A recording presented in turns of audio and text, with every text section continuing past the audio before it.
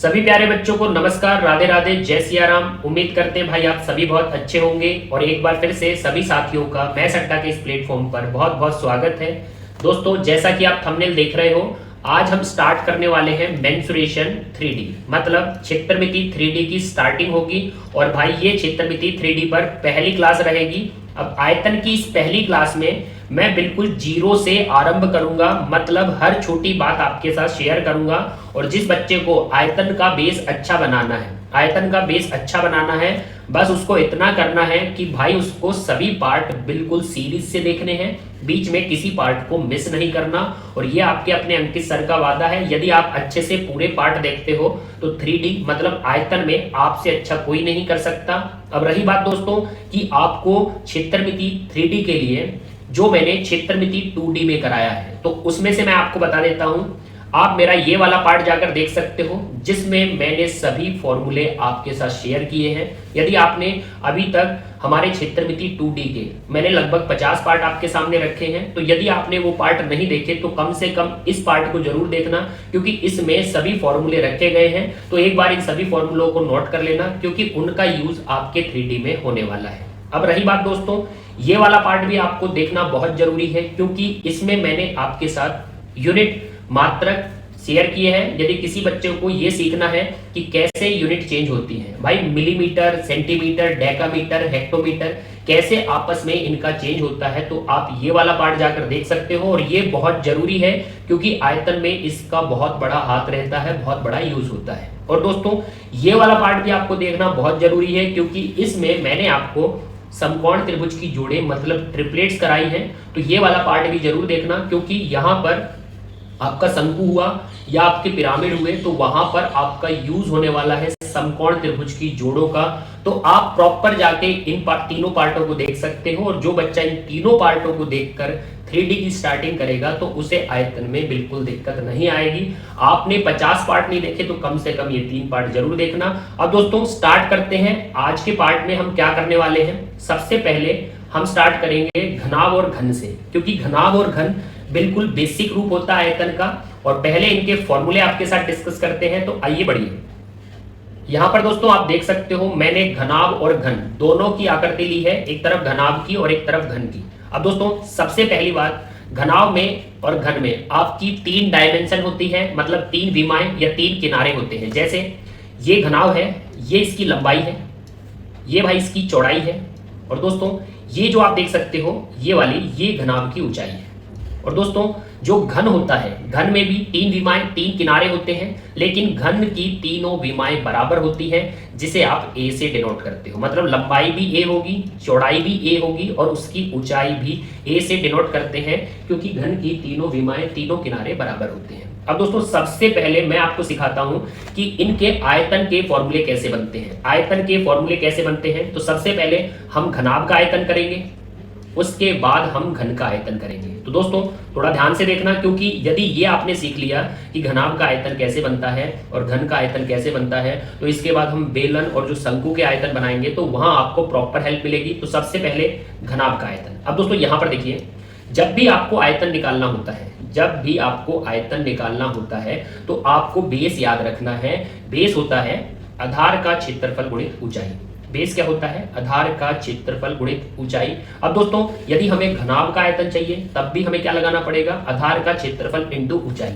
अब बात रही आधार का क्षेत्रफल, तो मैं बोल सकता हूं ये घनाभ आपका, जैसे आप किसी कमरे में बैठे हो, जिस कमरे में आप बैठे हो वो कमरा भी घनाभ के आकार का होता है। तो वहां पर यदि मैं बोलूं आधार का क्षेत्रफल बताइए, यदि आप जिस कमरे में बैठे हो वो भी घनाभ के आकार का है और मैं बोलूं उसके आधार का क्षेत्रफल बताइए, तो दोस्तों आप बोल सकते हैं कि कमरे का आधार होता है फर्श। कमरे का आधार क्या होता है, फर्श होता है। तो कहने का मतलब है आधार का क्षेत्रफल मतलब फर्श का क्षेत्रफल। अब फर्श का क्षेत्रफल क्या होता है दोस्तों, फर्श का क्षेत्रफल होता है लंबाई गुणित चौड़ाई। लंबाई गुणित चौड़ाई, तो हम बोल सकते हैं घनाभ के आधार का क्षेत्रफल होगा लंबाई गुणित चौड़ाई। अब दोस्तों ये आधार का जो क्षेत्रफल है, आधार का जो क्षेत्रफल है, यदि इससे घनाभ की ऊंचाई गुणा कर दी जाए, इससे घनाभ की ऊंचाई गुणा कर दी जाए, तो ये बन जाएगा घनाभ का आयतन। अब घनाभ की ऊंचाई h से डिनोट करी है, तो घनाभ की ऊंचाई रख दीजिए, तो यहां से आता है घनाभ का आयतन। अब दोस्तों आप बोल सकते हो आधार का क्षेत्रफल मतलब फर्श का क्षेत्रफल लंबाई गुणित चौड़ाई, मल्टीपल करना है उसकी ऊंचाई से मतलब h से, तो यहां से आ गया घनाभ का आयतन LBH। तो ये होता है घनाभ का आयतन LBH, इसको आपको नोट डाउन करना है। अब दोस्तों सेम तरीके से हमारा बनता है घन का आयतन। सेम तरीके से किसका आयतन बनता है? हमारे घन का आयतन, मतलब आधार का क्षेत्रफल, वही आपका फर्श का क्षेत्रफल। अब फर्श का क्षेत्रफल होता है लंबाई गुणित चौड़ाई, लंबाई गुणित चौड़ाई, लेकिन आपका घन में लंबाई भी a से डिनोटेड है और चौड़ाई भी a से डिनोटेड है। तो घन होगा उसके आधार का क्षेत्रफल मतलब फर्श का क्षेत्रफल, लंबाई गुणित चौड़ाई, दोनों a से डिनोटेड है, तो आप रख सकते हो लंबाई गुणित चौड़ाई। अब दोस्तों आपको आधार के क्षेत्रफल के साथ हमेशा ऊंचाई गुणा करनी है, तो ये बनता है आपका हमेशा आयतन। तो दोस्तों देखिए ऊंचाई का गुणा मतलब घन की ऊंचाई, वो भी a से डिनोटेड है, तो घन की ऊंचाई हम a रख सकते हैं, क्योंकि जो घन होता है उसकी लंबाई भी a होती है, चौड़ाई भी a होती है और उसकी ऊंचाई भी a से रखते हैं। तो यहां से घन का आयतन मल्टीपल करिए, 3 बार a को मल्टीपल करोगे तो घन का आयतन बनेगा a³। अब दोस्तों बस आपको इतना देखना है कि यहां पर लंबाई, चौड़ाई और ऊंचाई a से डिनोटेड है, तो आप सीधा भी रख सकते हो लंबाई a है, चौड़ाई भी a है और ऊंचाई भी a है, तो यहां से बन गया हमारे घन का आयतन a³। अब आपको घनाभ का आयतन और घन का आयतन दोनों नोट डाउन करने हैं दोस्तों, और किस फॉर्मूले से बने हैं? आधार का क्षेत्रफल गुणित ऊंचाई, इस फॉर्मूले से बने हैं। और दोस्तों इसको मैं शॉर्ट में नोट डाउन कराता हूं, आप इसको शॉर्ट में भी याद रखना, क्योंकि जब भी हम एग्जाम में क्वेश्चन करते हैं तो हम पूरा वहां पर प्रॉपर यूज नहीं करते। इतना हिंदी कोई नहीं लिखता है कि भाई आयतन बराबर आधार का क्षेत्रफल गुणित ऊंचाई। आपको याद रखना है आयतन मतलब वॉल्यूम, आयतन मतलब वॉल्यूम, और आयतन बराबर क्या है? आधार का क्षेत्रफल, आधार का क्षेत्रफल। अब आप आधार को बोल सकते हो बेस, आधार को क्या बोल सकते हो? बेस इनटू ऊंचाई, ऊंचाई को आप h से रख सकते हो। तो दोस्तों हमेशा याद रखना, घनाभ हो या घन हो, आयतन का फॉर्मूला कैसे बनता है? आधार का क्षेत्रफल मतलब बेस इनटू ऊंचाई मतलब h, तो आप बोल सकते हो v बराबर b इंटू एच। तो ये फॉर्मूला आपको शॉर्ट में याद रखना है। और दोस्तों यदि आप इस फॉर्मूले को याद रखोगे तो कुछ नॉर्मल क्वेश्चन होते हैं जो आप फटाफट सॉल्व कर सकते हैं। जैसे कि एक क्वेश्चन मैं आपको दिखाता हूं, यहां पर देखिए, ये क्वेश्चन आपका एक बार रीडिंग करिए। किसी कमरे की हवा का आयतन, किसी कमरे की हवा का आयतन 204 घन मीटर है, मतलब आपको वॉल्यूम दिया है 204 घन मीटर, 204 घन मीटर, यहां पर क्यूब होता है दोस्तों। अब देखिए यहां पर कमरे की ऊंचाई 6 मीटर, कमरे की ऊंचाई 6 मीटर दी है दोस्तों। अब यहां पर देखिए फर्श का क्षेत्रफल। अब दोस्तों फर्श का क्षेत्रफल, और अभी मैंने आपको सिखाया था कि आधार का मतलब फर्श होता है, आधार का मतलब फर्श होता है, तो फर्श का मतलब आधार होगा, और उसने फर्श का क्षेत्रफल पूछा है, मतलब आधार का क्षेत्रफल आपसे पूछा गया है। अब दोस्तों अभी जो आपने शॉर्ट में नोट डाउन किया था, शॉर्ट में नोट डाउन किया था कि v बराबर b इंटू एच, मतलब आयतन बराबर आधार का क्षेत्रफल गुणित ऊंचाई। अब दोस्तों इसी फॉर्मूले को एग्जाम में आप शॉर्ट फॉर्म में रखा करो कि v बराबर b इंटू एच। अब दोस्तों यहां पर देखिए आयतन आपको कितना दिया है? आयतन आपको दिया है 204 घन मीटर, तो यहां पर रख देंगे 204 घन मीटर। अब दोस्तों उसने दिया है ऊंचाई 6 मीटर है, भाई ऊंचाई 6 मीटर है, और हमसे फर्श मतलब आधार मतलब बेस पूछा गया है, फर्श मतलब आधार, आधार मतलब बेस हमसे पूछा गया है। अब दोस्तों यहां से आप कैलकुलेशन कर सकते हो, जैसे ही 6 से कट करोगे, 6 से कट करने पर भाई हमारा 34 आएगा। और दोस्तों मीटर से यदि 3 बार मीटर है, यहाँ पर metre into metre into metre, तभी बनेगा मीटर क्यूब। तो मीटर क्यूब 3 बार मीटर है, उसमें से 1 बार मीटर कट जाएगा, मतलब 2 बार मीटर बचेगा। तो ये हमारा आधार आ चुका है, मतलब बेस आ चुका है, और वही होता है हमारा फर्श। तो फर्श का क्षेत्रफल है 34 वर्ग मीटर, तो 34 वर्ग मीटर। तो भाई ये हमारा क्लियरली चौथा ऑप्शन है, लॉक कर दीजिए। और दोस्तों देख सकते हो जो भी मैंने अभी आपके साथ डिस्कस किया वो आपको याद रखना पड़ेगा कि आयतन कैसे आता है। आयतन आता है आधार का क्षेत्रफल, आधार मतलब फर्श, इनटू ऊंचाई। तो दोस्तों ये आपको याद रखना है। अब बढ़ते हैं अगले फॉर्मूलों की तरफ और उनको समझते हैं, फिर लेते हैं उनकी बेस पर अच्छे से अच्छे क्वेश्चन। यहां पर देखिए दोस्तों फिर से मैंने घनाभ लिया है और घन लिया है। अब आपको पता है घनाभ जो होता है ये उसकी लंबाई, ये उसकी चौड़ाई, और ये भाई उसकी ऊंचाई होती है। और यहां पर जो घन होता है उसके तीनों किनारे बराबर होते हैं, जिन्हें हम a से डिनोट करते हैं। तो लंबाई भी a से, चौड़ाई भी a से और ऊंचाई भी a से। अब यहां पर मैं बात करूंगा वक्र पृष्ठ क्षेत्रफल। वक्र पृष्ठ क्षेत्रफल मतलब कर्व सरफेस एरिया। तो दोस्तों वक्र पृष्ठ क्षेत्रफल मतलब कर्व सरफेस एरिया। अब आप बोल सकते हो वक्र पृष्ठ क्षेत्रफल कर्व सरफेस एरिया क्या होता है? तो सबसे पहले इसे समझिए दोस्तों, वक्र पृष्ठ का मतलब होता है जिस कमरे में आप बैठे हो, जिस कमरे में आप बैठे हो, तो आपके चारों तरफ जो दीवारें होती हैं, आपके चारों तरफ जो दीवारें होती हैं उनके क्षेत्रफल को ही वक्र पृष्ठ क्षेत्रफल बोला जाता है। मतलब जहां भी हम बैठे हैं तो हमारे चारों तरफ जो भी हमें दिखेगा, भाई हम कमरे में बैठे हैं तो हमारे चारों तरफ क्या रहेंगी, दीवारें रहेंगी, तो चारों तरफ के क्षेत्रफल को वक्र पृष्ठ क्षेत्रफल बोला जाता है, मतलब कर्व सरफेस एरिया। अब दोस्तों इस कर्व सरफेस एरिया को निकाला जाता है आधार का परिमाप गुणित ऊंचाई।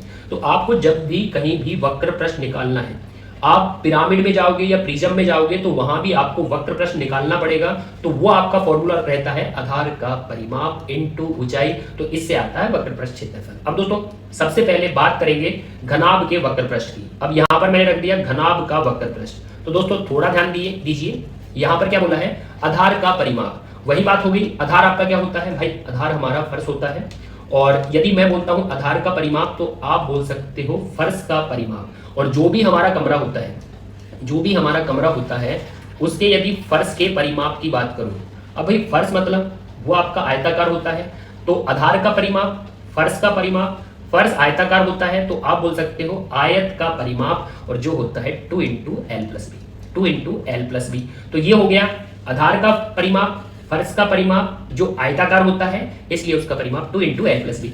इंटू आपको ऊंचाई करनी है, तो यहां से बन जाएगा आपका घनाभ का वक्र पृष्ठ 2 into l plus b into h.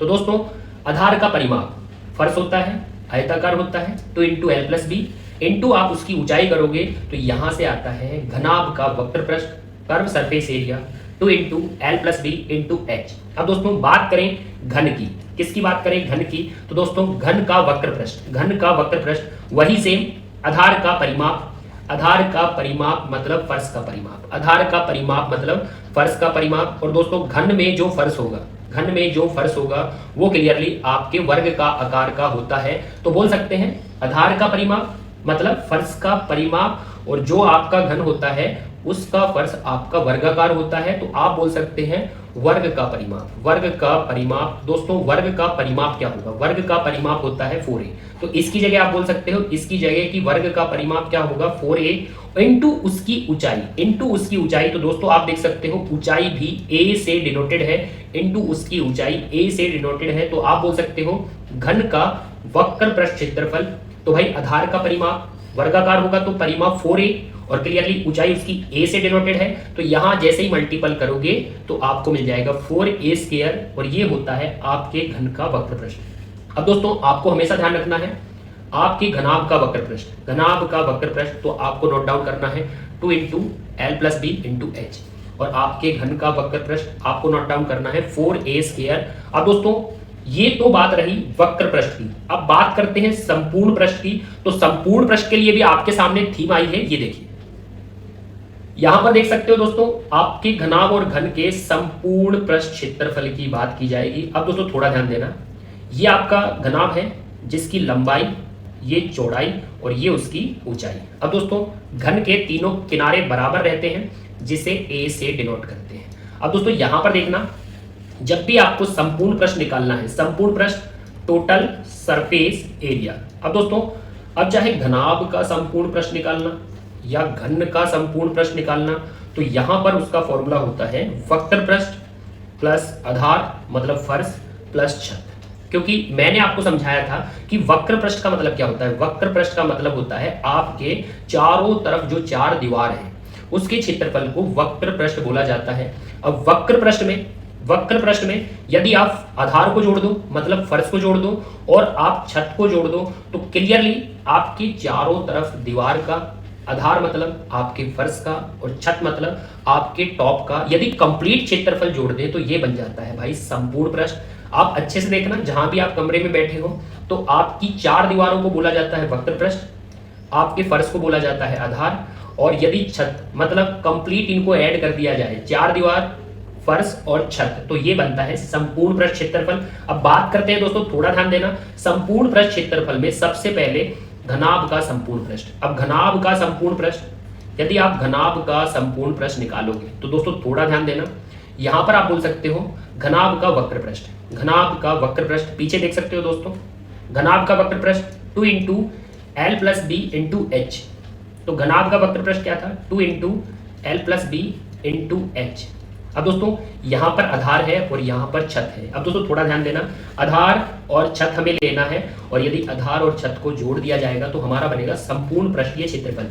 अब यहाँ पर यदि आधार मतलब फर्श की बात करें, आधार मतलब फर्श की बात करें तो दोस्तों आधार का क्षेत्रफल मतलब फर्श का क्षेत्रफल क्या होगा, आधार का क्षेत्रफल मतलब फर्श का क्षेत्रफल होता है लंबाई गुणित चौड़ाई, लंबाई गुणित चौड़ाई। तो आप बोल सकते हो आधार का क्षेत्रफल मतलब फर्श का क्षेत्रफल लंबाई गुणित चौड़ाई, तो हो जाएगा L इंटू बी। अब दोस्तों यहां पर थोड़ा ध्यान देना, आप जिस कमरे में बैठे हो, जिस कमरे में बैठे हो उसका फर्श जिस आकृति का होगा, भाई उसका फर्श यदि आयताकार है तो उसकी छत भी आयताकार होगी। तो भाई जैसा फर्श का क्षेत्रफल होता है वैसा ही छत का क्षेत्रफल होता है। तो दोस्तों आप लिख सकते हो जैसा फर्श का क्षेत्रफल होता है वैसा ही छत का क्षेत्रफल होता है। तो आप इसे नोट डाउन कर सकते हो, क्योंकि जैसी आकृति आपके फर्श की होगी वैसी आकृति आपकी छत की होगी। तो जैसा फर्श का क्षेत्रफल भाई L इंटू बी, वैसा ही छत का क्षेत्रफल वो भी होगा L इंटू बी। अब दोस्तों थोड़ा ध्यान देना, यहां से आप क्या कैलकुलेट कर सकते हो, यहां से आप कैलकुलेशन कर सकते हो कि भाई जैसे ही मैं इस h का दोनों में मल्टीपल करूंगा, जैसे ही मैं इस h का दोनों में मल्टीपल करूंगा तो यहां से क्या आने वाला है, थोड़ा ध्यान देना, यहां से आने वाला है 2। जैसे ही आप h का मल्टीपल करोगे तो ये आ जाएगा LH प्लस BH। भाई h का मल्टीपल हो गया, ये अभी हमने सिर्फ वक्र प्रश्न में किया है, h का L में तो LH, h का B में तो ये हो गया BH। अब दोस्तों जैसा आधार वैसा ही छत होता है, तो दोनों का क्षेत्रफल लंबाई गुणित चौड़ाई, और 2 बार LB आएगा तो LB प्लस LB तो ये हो जाएगा 2LB। अब दोस्तों यहाँ पर आपको सिर्फ 2 कॉमन लेना है, क्योंकि बीच में प्लस का सिंबल है, तो आप 2 कॉमन ले सकते हो। और जैसे ही मैं 2 कॉमन लेता हूँ, जैसे ही मैं 2 कॉमन लेता हूं तो दोस्तों आपका बन चुका है क्लियरली घनाभ का संपूर्ण पृष्ठीय क्षेत्रफल। 2 कॉमन लेने के बाद ध्यान देना, 2 जैसे ही कॉमन लिया तो ये क्या बचा, LB। सबसे पहले LB को रखा जाता है, फिर रखा जाता है BH को, फिर रखा जाता है BH को, और फिर रखा जाता है LH को। तो यहां से जैसे ही मैंने 2 कॉमन लिया तो मेरा घनाभ का संपूर्ण पृष्ठीय क्षेत्रफल हो गया 2 इंटू LB BH और क्लियरली LH। दोस्तों अब यदि हम बात करें, आप थोड़ा ध्यान देना, ये तो हो गया घनाभ का संपूर्ण पृष्ठीय क्षेत्रफल, इसको आप नोट डाउन कर लेना। यदि अब हम बात करें हमारे घन का संपूर्ण पृष्ठीय क्षेत्रफल, तो एक बार आप इसे नोट डाउन कर लेना, मैं यहां पर स्पेस बनाता हूं। घन का संपूर्ण पृष्ठीय क्षेत्रफल, यदि घन के संपूर्ण पृष्ठीय क्षेत्रफल की बात करें तो उसके लिए भी हमारा बेस क्या रहेगा, क्लियरली हमारा बेस रहेगा वक्र पृष्ठ प्लस आधार प्लस छत। अब दोस्तों यहां पर बात करें घन का संपूर्ण पृष्ठीय क्षेत्रफल, तो घन रखते हैं। अब थोड़ा ध्यान देना दोस्तों, यहां पर है सबसे पहले घन का वक्र पृष्ठ लेना है। अब घन का वक्र पृष्ठ यहां पर आप देख सकते हो, घन का वक्र पृष्ठ, घन का वक्र पृष्ठ क्या है, घन का वक्र पृष्ठ था 4a²। तो पहले तो यही रखना है आपको, घन का वक्र पृष्ठ 4a²। अब दोस्तों यहां पर ध्यान देना, आपके आधार का क्षेत्रफल और आपके छत का क्षेत्रफल। अब दोस्तों यदि घन की बात करें, घन के आधार का क्षेत्रफल, आधार मतलब क्लियरली फर्श का क्षेत्रफल, आधार क्या होता है, आपका फर्श होता है, तो आधार का क्षेत्रफल मतलब क्लियरली आप बोल सकते हो फर्श का क्षेत्रफल। अब फर्श का क्षेत्रफल होगा लंबाई गुणित चौड़ाई, और जैसे ही आप लंबाई गुणित चौड़ाई करोगे मतलब a का गुणा a में करोगे तो आपके फर्श का क्षेत्रफल आ जाएगा a²। और दोस्तों जैसा आपका फर्श होता है, जैसा आपका फर्श होता है वैसी ही आपकी छत होती है। तो फर्श क्या आया है, फर्श आया है a², तो छत भी आएगी a²। तो दोस्तों यहां से आप बोल सकते हो वक्र पृष्ठ क्या है 4a², फर्श का क्षेत्रफल लंबाई गुणित चौड़ाई a² बन जाएगा, और जैसा फर्श वैसा ही छत। तो दोस्तों घन का संपूर्ण पृष्ठीय क्षेत्रफल 4a² और a², यदि ऐड करोगे तो 4 बार a², एक बार a² तो 5 बार a², उसमें एक बार और जोड़ोगे तो आपका 6a²। तो ये होता है हमारे घन का संपूर्ण पृष्ठीय क्षेत्रफल। तो दोस्तों इसको अच्छे से नोट डाउन कर लेना, और फिर बढ़ते हैं सवालों की तरफ, क्योंकि अब मैंने आपके साथ सब डिस्कस कर दिया। घनाभ और घन के आयतन डिस्कस हो गए, घनाभ और घन के वक्र पृष्ठ क्षेत्रफल कैसे बनते हैं वो भी शेयर हो गया, उसके बाद दोनों के संपूर्ण पृष्ठीय क्षेत्रफल क्या होते हैं वो भी आपको नोट डाउन करा दिया। अब बढ़ते हैं पहले सवाल की तरफ जो आपके सामने स्क्रीन पर है। अब यहां पर देख सकते हो दोस्तों बहुत ही अच्छा क्वेश्चन है। यहां पर क्या बोला है, किसी घनाभाकार टंकी की लंबाई चौड़ाई और ऊंचाई, लंबाई चौड़ाई और ऊंचाई क्रमशः 25 मीटर तो लंबाई बोली गई है, आगे बढ़िए, 15 मीटर आपको चौड़ाई बोली गई है, आगे बढ़िए, और उसके बाद 16 मीटर आपको ऊंचाई बोली गई है। और पूछा क्या गया है उस टंकी की धारिता कितने घन मीटर होगी।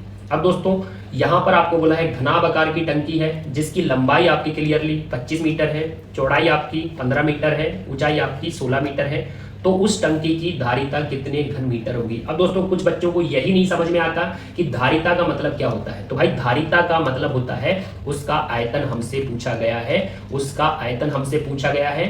अब आप नोट डाउन कर सकते हो, धारिता मतलब आयतन पूछा गया है, अब आयतन मतलब वॉल्यूम। और दोस्तों ये कैसी टंकी है, ये आपके घनाभ के आकार की टंकी है, तो इसका आयतन होगा L, B और H। तो दोस्तों बिल्कुल छोटा सवाल लिया गया है, क्योंकि एक शब्द हमको समझना है कि धारिता मतलब क्या होता है। धारिता मतलब आयतन होता है। तो भाई घनाभ का आयतन LBH, जिसमें आपका L 25 मीटर है, L 25 मीटर है, क्लियरली चौड़ाई आपकी 15 मीटर है। अब दोस्तों ऊंचाई आपकी 16 मीटर है, ऊंचाई आपकी 16 मीटर है, तो ये हो गया LBH। अब यहाँ पर दोस्तों हमेशा ध्यान रखना, हमेशा यदि आपको आयतन में फटाफट गुणा भाग करने हैं तो आपको हमेशा ध्यान रखना है कि जब भी हम सम इंटू 5 करते हैं, जब भी हम सम इंटू 5 करते हैं तो भाई हमारा जीरो बन जाता है। और जब जीरो बन जाता है तो कैलकुलेशन बहुत आसान हो जाती है। तो इसे आप नोट डाउन कर सकते हो कि सम इंटू 5 क्या बनेगा, जीरो। तो यहाँ पर ध्यान देना, ये आपका सम है, ये आपका सम है भाई। 16 मतलब 6 आपका सम है, और ये आपका 5 है। मतलब आपको इकाई अंक देखने हैं, तो ये 6 आपका सम है और ये 25 में आपका 5 है। आप 15 से भी कर सकते हो क्योंकि उसमें भी 5 है, लेकिन 16 का यदि आप 25 में कर दो तो ये प्रॉपर पूरा 400 बनेगा। अब दोस्तों आपका क्या बचा, आपका 15 बचा। जैसे ही 15 से गुणा करते हो तो ये हमारा 6000 बन जाएगा, 6000। और दोस्तों ध्यान देना, यदि आपको आगे आने वाले क्वेश्चन में यूनिट को अच्छे से समझना है तो मैं छोटी छोटी बात यहीं से करूंगा। जैसे ये आपका मीटर था, ये भी आपका मीटर था, ये भी आपका मीटर था, तो 3 बार मीटर का गुणा, 3 बार मीटर का गुणा करोगे तो ये मीटर क्यूब बनेगा। अब दोस्तों हमारा जो आयतन है, जो धारिता है, वो 6000 घन मीटर है। इसको रीड क्या करते हैं, मीटर क्यूब को घन मीटर रीड करते हैं, तो 6000 घन मीटर। तो ये हमारा दूसरा ऑप्शन है। तो टिक करिए और बढ़िए अगले सवाल पर। और दोस्तों इसको अच्छे से नोट डाउन कर लेना, क्योंकि ये बहुत वर्क करता है कि सम इंटू 5 क्या बनाता है, जीरो। और लेते हैं अगला सवाल।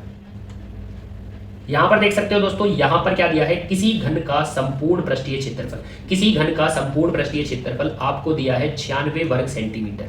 तो भाई घन का संपूर्ण पृष्ठीय क्षेत्रफल 96 वर्ग सेंटीमीटर दिया है, वर्ग सेंटीमीटर।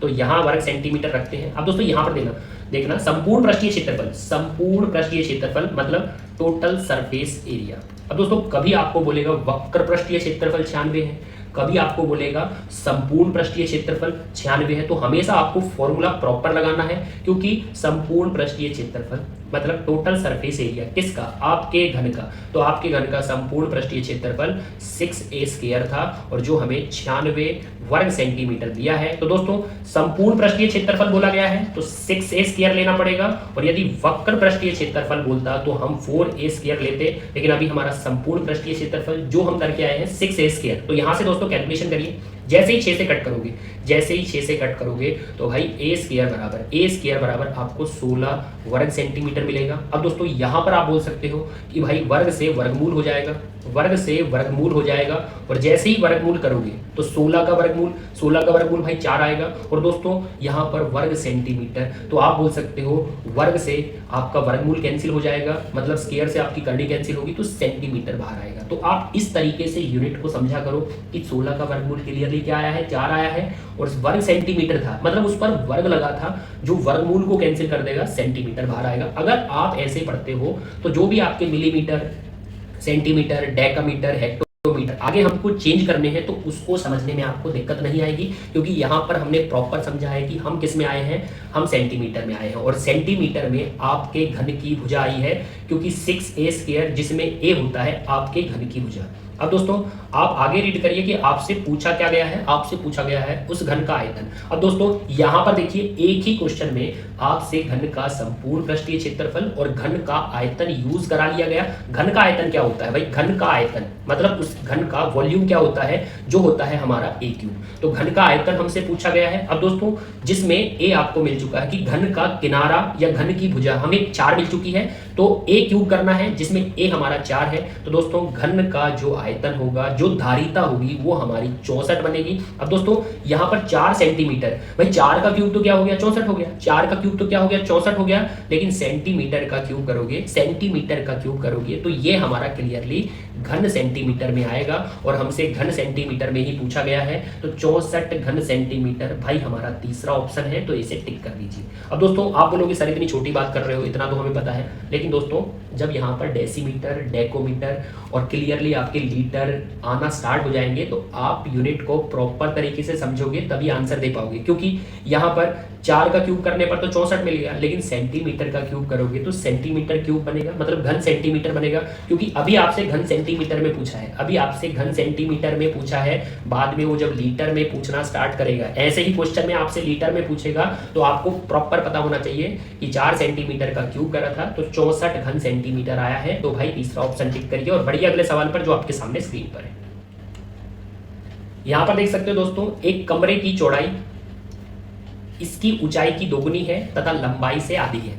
कमरे का आयतन दिया है 512 घन मीटर, तो कमरे का जो आयतन है वो दिया है 512 किसमें, घन मीटर में, मतलब मीटर क्यूब में। अब आगे बढ़िए, कमरे का वक्र पृष्ठीय क्षेत्रफल बताइए। अब दोस्तों ये देखिए, कमरे का वक्र पृष्ठीय क्षेत्रफल बताइए। अब दोस्तों कमरा कैसा होता है, जो आप कमरे में बैठे रहते हो वो कमरा आपका हमेशा घनाभ के आकार का होता है। तो हमेशा ध्यान रखना, जिस कमरे में आप बैठे हो वो हमेशा घनाभ के आकार का होता है। तो मतलब कमरे का वक्र पृष्ठीय क्षेत्रफल, मतलब घनाभ का वक्र पृष्ठीय क्षेत्रफल जो होता है 2 × L + B × H। L + B, B रहता है यहाँ पर, L + B × H। तो कमरे का वक्र पृष्ठीय क्षेत्रफल मतलब घनाभ का वक्र पृष्ठीय क्षेत्रफल जो होता है 2 × L + B × H। अब दोस्तों थोड़ा ध्यान देना, ये कमरे का आयतन दिया है, कमरे का आयतन मतलब आप बोल सकते हो क्लियरली घनाभ का आयतन, तो ये आयतन होता है LBH। ये आयतन क्या होता है, LBH। अब दोस्तों थोड़ा ध्यान देना, जिसमें हमें लंबाई, चौड़ाई और ऊंचाई चाहिए। अब दोस्तों थोड़ा ध्यान देना, यहाँ पर क्या बोला है, कमरे की चौड़ाई, कमरे की चौड़ाई, कमरे की जो चौड़ाई है, जो ब्रेथ है, वो इसकी ऊंचाई की दोगुनी है, ऊंचाई की दोगुनी है। मतलब हम ऊंचाई को x मान सकते हैं और कमरे की जो चौड़ाई है वो ऊंचाई की दोगुनी है। तो ऊंचाई x है तो x की दोगुनी, तो चौड़ाई हो जाएगी आपकी 2x तथा लंबाई से आधी है। अब दोस्तों हमेशा ध्यान रखना, जब भी ये तथा आता है या यहाँ पर और आता है, तथा आता है या और आता है, तो मतलब आपके फर्स्ट पर्सन की बात होती है। तो फर्स्ट कौन था भाई, ऊंचाई हमारी सेकंड थी, फर्स्ट हमारी चौड़ाई थी। तो जब भी तथा और आता है तो फर्स्ट पर्सन की बात होती है, मतलब चौड़ाई की बात हुई है किससे, आपकी लंबाई से। तो आप बोल सकते हो तथा और, मतलब फर्स्ट पर्सन, तो मतलब चौड़ाई आपकी पहले आई थी उसे फर्स्ट पर्सन बोलेंगे। चौड़ाई लंबाई से आधी है, चौड़ाई लंबाई से आधी है। अब दोस्तों चौड़ाई जो है ना वो लंबाई से आधी है, लेकिन चौड़ाई तो हमारी क्लियरली 2x है। अब आप बोल सकते हो चौड़ाई लंबाई की आधी है और चौड़ाई हमारी 2x है, तो 2x किसका आधा होगा, 2x क्लियरली भाई 4x का आधा हो जाएगा। तो यहां से दोस्तों बोला क्या गया है, चौड़ाई लंबाई से आधी है, तो चौड़ाई आपकी 2x है और 2x किसका आधा होगा, 2x भाई हमारे 4x का आधा होगा। तो यहां से मिल चुकी हमें लंबाई, चौड़ाई और ऊंचाई। तो आपको सिर्फ पुट करना है, लंबाई हमारी 4x है, चौड़ाई हमारी 2x है और ऊंचाई हमारी x है। तो भाई LBH घनाभ का आयतन मतलब कमरे का आयतन जो 512 घन मीटर दिया है। अब दोस्तों यहां से आप कैलकुलेशन कर सकते हो, 4 का 2 में 8 बनेगा और जैसे ही भाई 8 से कट करोगे, जैसे ही 8 से कट करोगे तो 64 मीटर क्यूब। अब दोस्तों यहां पर ध्यान देना, हमने x फॉर्म में माना था, लेकिन 3 बार x बना है, 3 बार x बना है और 3 बार यदि x का गुणा करोगे तो आपका x क्यूब बनेगा। आपका क्या बनेगा, x क्यूब बनेगा। अब दोस्तों आप याद तो कर सकते हो क्लियरली, यहां पर क्या लगा है, घन लगा है। अब दोस्तों पीछे जो मैंने आपको कराया था, पीछे मैंने आपको कराया था, आप देख सकते हो यहाँ पर मैंने आपको कराया है कि यहाँ पर वर्ग लगा था, तो वो इक्वल का साइन क्रॉस करके दूसरी तरफ जाकर वर्गमूल बनता है। तो वर्ग लगा है तो वो वर्गमूल बनता है। और दोस्तों यहाँ पर यदि घन लगा है तो वो घनमूल बनता है, घन लगा है वो घनमूल बनता है। तो यहाँ पर आप बोल सकते हो घन आपका उस तरफ क्या बनेगा, घनमूल बनेगा, मतलब करनी पर 3 रख सकते हो आप। दोस्तों अब घनमूल निकालना है भाई, 64 का घनमूल, 64 का घनमूल क्या होगा, 64 का घनमूल 4 आएगा। और दोस्तों ये आपका घन है और घन से घनमूल कैंसिल हो जाएगा, मतलब हमारा जो यूनिट है वो मीटर में आएगा। तो दोस्तों ये x का मान आ चुका है 4 मीटर, x का मान 4 मीटर है। और दोस्तों जैसे ही आप 4 यहाँ पर रखोगे x का मान, तो x का मान भाई 4 आया है तो आप 4 रख सकते हो। तो ये हमारा 16 मीटर बनेगा, ये हमारा 8 मीटर बनेगा और ये हमारा 4 मीटर बनेगा, क्योंकि हमें x मीटर में मिला है। दोस्तों अब बताना क्या है, कमरे का वक्र पृष्ठ। अब दोस्तों याद रखना कमरे का वक्र पृष्ठ पूछा है, लेकिन यदि आपसे संपूर्ण पृष्ठ पूछता, यदि आपसे संपूर्ण पृष्ठ पूछता तो वो होता है 2 × LB BH और क्लियरली H। तो ये होता है कमरे का संपूर्ण पृष्ठ। लेकिन अभी हमसे मात्र वक्र पृष्ठ पूछा है जो होता है 2 × L + B × H। अब दोस्तों यहाँ पर एल क्या है, लंबाई हमारी 16 है क्लियरली, चौड़ाई हमारी 8 है, चौड़ाई हमारी 8 है और दोस्तों ऊंचाई हमारी 4 है, ऊंचाई हमारी 4 है। तो यहाँ से बस आपको कैलकुलेशन करना है। तो भाई ये 16 और 8, 16 और 8 हमारा 24 हो जाएगा। और अब आपको मात्र मल्टीपल करना है कि 2 का 24 में करेंगे, 2 का 24 में 48 और 48 का यदि 4 में करोगे, 48 का यदि 4 में करोगे तो 192, 192। अब दोस्तों यहाँ पर ध्यान देना 192 और जो आपका वक्र पृष्ठ क्षेत्रफल, वक्र पृष्ठ क्षेत्रफल, क्षेत्रफल आता है आपका क्लियरली वर्ग इकाई में, वर्ग इकाई में आता है। मतलब आप बोल सकते हो ये मीटर में था तो क्षेत्रफल आएगा 192 वर्ग मीटर। तो यहां पर मीटर नहीं बोल सकता दोस्तों, यहां पर वर्ग मीटर लिखा होगा, तो इसे आप थोड़ा चेंज कर लेना, ये टाइपिंग मिस्टेक है। तो 192 वर्ग मीटर, 192 वर्ग मीटर, चौथा ऑप्शन हमारा बिल्कुल सही है, इसे लॉक कर दीजिए। और दोस्तों बढ़िए अगले सवाल पर जो आपके सामने स्क्रीन पर है। यहां पर देख सकते हो दोस्तों बहुत ही अच्छा क्वेश्चन है। किसी घनाभ की भुजाएं क्रमशः 72 सेंटीमीटर, 75 सेंटीमीटर और 135 सेंटीमीटर है। मतलब ये घनाभ की लंबाई, चौड़ाई और ऊंचाई है। अब आगे देखिए, उस घन का किनारा क्या है, उस घन का किनारा मतलब घन की भुजा हमसे पूछी गई है। उस घन का किनारा क्या है, जिसका आयतन घनाभ के आयतन के बराबर है। मतलब बोल सकते हैं घन का आयतन घनाभ के आयतन के बराबर बोला है। अब दोस्तों अभी मैंने इन दोनों के जो आयतन फॉर्मूले हैं, जो आपके आयतन फॉर्मूले हैं, इनके वॉल्यूम के जो फॉर्मूले होते हैं वो मैंने आपको कराए हैं। तो उसने बोला है घन का किनारा बताइए यदि उसका आयतन घनाभ के आयतन के बराबर है। अब भाई घनाभ का आयतन क्या होता है, घनाभ का आयतन होता है LBH, ये हमारे घनाभ का आयतन आज ही किया है और ये हमारा घन का आयतन होता है A3। अब दोस्तों थोड़ा ध्यान देना, लंबाई, चौड़ाई, ऊंचाई तीनों आपको मिली है। लंबाई आपको 72 मिली है क्लियरली, चौड़ाई आपको 75 मिली है, और क्लियरली ऊंचाई 135 मिली है। अब दोस्तों थोड़ा ध्यान देना भाई, 72 लंबाई है, चौड़ाई आपकी 75 है और ऊंचाई आपकी 135 है। अब कुछ बच्चे क्या करेंगे, इनका मल्टीपल करना स्टार्ट कर देंगे। भाई LBH इनका मल्टीपल कर देते हैं और फिर मल्टीपल करके फिर आपके घन का किनारा लाएंगे। लेकिन दोस्तों पेपर में आप इतने बड़े डाटा को मल्टीपल नहीं कर सकते, और यदि आप मल्टीपल कर गए तो आपको 3, 4, 5 मिनट लग जाएंगे और इतना समय आपके पास वहाँ पेपर में नहीं है। अब थोड़ा ध्यान देना, अभी जो पीछे सीखा था देखो, इसका यूज यहाँ पर आता है क्योंकि 64 को तो मैं किसी तरीके से भी सोल्व कर सकता था। भाई मैं 64 को तो ऐसे भी सोल्व कर सकता था कि x क्यूब, तो भाई 64 किसका क्यूब, 64 क्लियरली आपका 4 का क्यूब, तो यहां से भी हम x का मान ला सकते थे। लेकिन मैंने घन से घनमूल बनता है, क्योंकि वर्ग से भाई वर्गमूल बनता है तो घन से घनमूल बनेगा, ये इसलिए समझाया था क्योंकि यहां पर देखिए, यहां पर भी आपका घन लगा है और घन से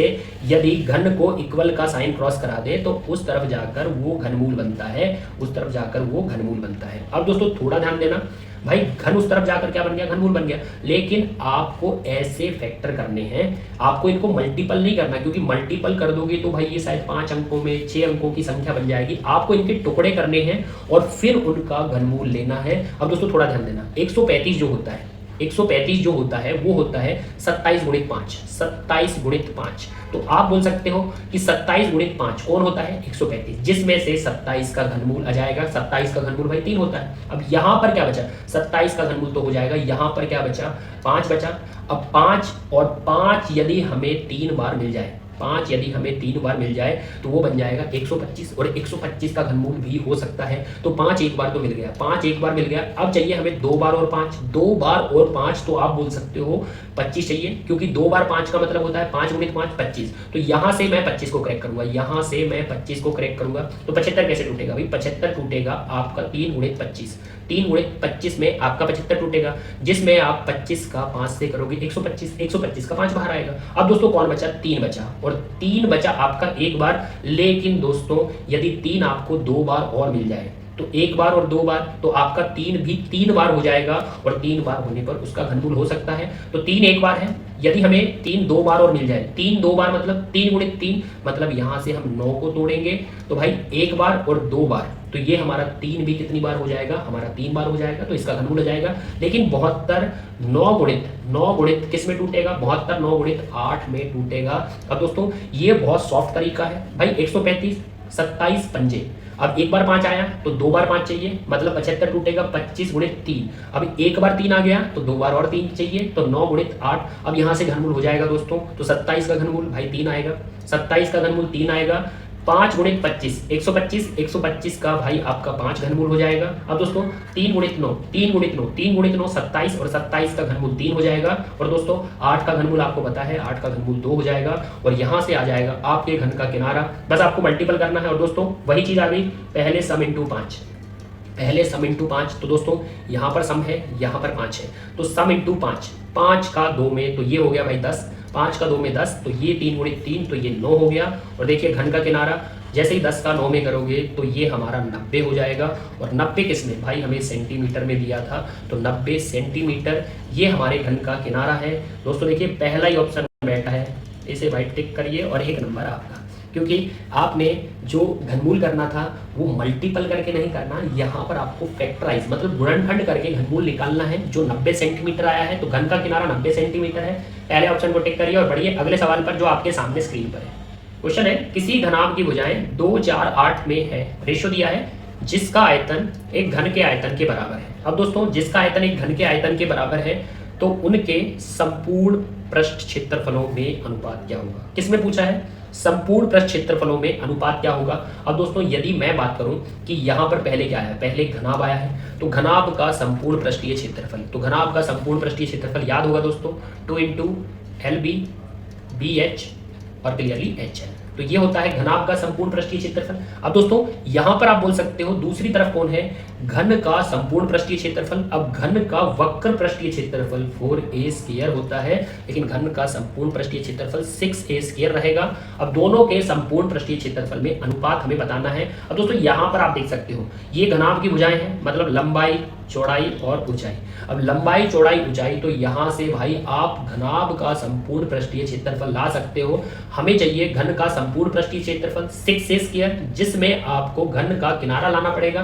लेकिन दोस्तों यहां पर देखिए उनके आयतन आपको बराबर बोले हैं, वॉल्यूम आपको बराबर बोली है। अब दोस्तों जो घनाभ का आयतन होता है, जो घनाभ का आयतन होता है वो होता है LBH, और दूसरा आपका जो घन है, घन का आयतन होता है a³, क्योंकि दोनों के आयतन जो है वो आपको बराबर बोले गए हैं। तो घनाभ का आयतन LBH और घन का आयतन a³। अब दोस्तों यहाँ से आपको लाना पड़ेगा घन का किनारा या घन की भुजा बोल सकते हो। अब यहाँ पर लंबाई आपकी 2 है, लंबाई आपकी 2 है, चौड़ाई आपकी क्लियरली 4 है और ऊंचाई क्लियरली आपकी 8 है। तो भाई लंबाई 2 है, चौड़ाई आपकी 4 है, ऊंचाई आपकी 8 है। तो यहाँ से जैसे ही लंबाई चौड़ाई ऊंचाई पुट करोगे तो हम भाई ला सकते हैं घन का किनारा। तो मल्टीपल करिए दोस्तों, यहाँ पर आप मल्टीपल कर सकते हो। अभी देखिए पीछे जो क्वेश्चन था इसमें आप मल्टीपल नहीं कर सकते, क्योंकि आपके जो किनारे थे वो 72, 75, 135, मतलब बड़े बड़े जब किनारे आते हैं तो आपको हमेशा फैक्टराइज करके घनमूल निकालना है। लेकिन यहाँ पर देखिए दोस्तों, यहाँ पर इतने बड़े किनारे नहीं है, क्योंकि 2, 4, 8 कोई बड़ा डाटा नहीं है।